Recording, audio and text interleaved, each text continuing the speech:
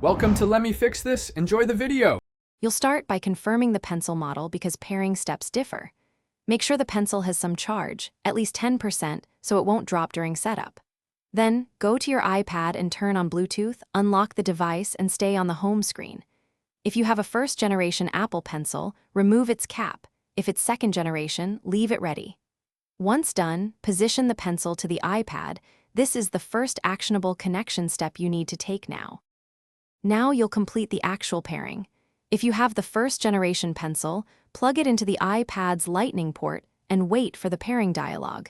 If you have the second-generation pencil, attach it to the iPad's magnetic side and hold it there until the prompt appears.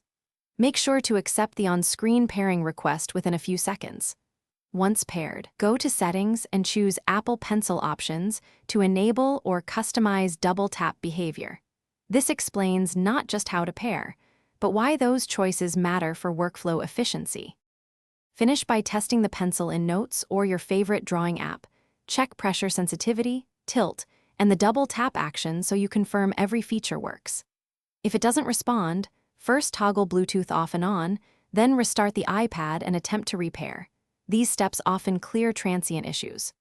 Also inspect the Lightning connector or magnetic surface for debris, and make sure your iPad is updated to the latest iPad OS. One key troubleshooting tip: a full restart plus repair usually fixes stubborn connectivity problems.